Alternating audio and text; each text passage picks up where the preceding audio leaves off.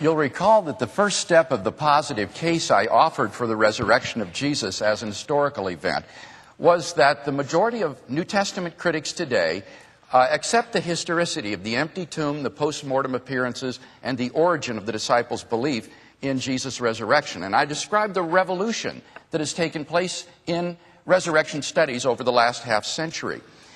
Bishop Spong says, well, this is a politician's trick, just trying to say that most scholars agree with you when in fact they do not. Now, I will say that I did say that deliberately and on purpose. And the reason I did is because over and over again, as I prepared for this debate in Dr. Spong's books, I found him assuring his readers that no scholar takes these resurrection narratives literally, that most scholars think that the empty tomb is an unhistorical legend, that few scholars think that Jesus appeared physically alive from the dead. And as a person who has done his doctorate in the resurrection at the University of Munich, I knew that these statements were false. I know the literature, and I knew that these statements were misleading his readers. And so I wanted deliberately to communicate to you today that when Dr. Spong says, for example, no scholar he knows of thinks that the Gospels are biographies, no scholar he knows of dates the book of Acts earlier than AD 62, with all due respect, he's simply out of touch with contemporary scholarship. Take the question of the Gospels being biographies. Graham Stanton, British New Testament scholar, says 20 years ago, only a few scholars dared to challenge the belief that the Gospels were unique in literary genre. But he says Burridge's book, Richard Burridge's book, What Are the Gospels?, turned the tide of scholarly opinion. So that today scholars do recognize these are of a biographical genre. They're not mythology. They're not myth. They're not midrash. They're a historical form of writing, and I think accurate ones at that. Michael Goulder, whom he cites, is one of the most radical and isolated maverick New Testament critics on the scene today. Hardly anybody agrees with Goulder's views, whereas the majority do accept that the Gospels are of the genre of biography.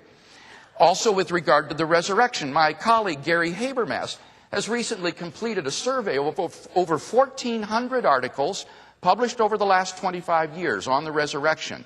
And his survey showed that 75% of scholars who have dealt with the subject argued in favor of the historicity of the empty tomb, and there was nearly universal agreement concerning the appearances and the origin of the disciples' belief in Jesus' resurrection. So these are indeed facts that are recognized by the majority of scholars today. Now, Dr. Spong says, but it's not multiply and independently attested, as you claim, because the Gospels have Mark as their only primary source. Not at all.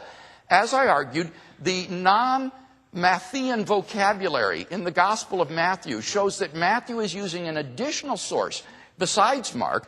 John is independent of Mark, so that's an additional source. Luke and John both have the story of the disciples, Peter and John, visiting the tomb, so they don't get that from Mark, and they're independent of each other, so that's traditional. I mentioned the sermons in the book of Acts, which mention the empty tomb. So the empty tomb is abundantly attested by multiple and independent sources, one of the most important criteria for historicity. He says, but there was a period of 40 years of tradition. Well, I don't think that's true in the first place. Scholars like Bo Reike, Donald Guthrie, Colin Heemer all date the book of Acts prior to AD 62. But even given his late dating, remember what Sherwin White said. Even 2 generations is too short a time span to allow legendary tendencies to wipe out the hard core of historical facts. There may be discrepancies in the circumstantial aspects of the narratives, but on the core, as I showed you, they are remarkably harmonious and unified.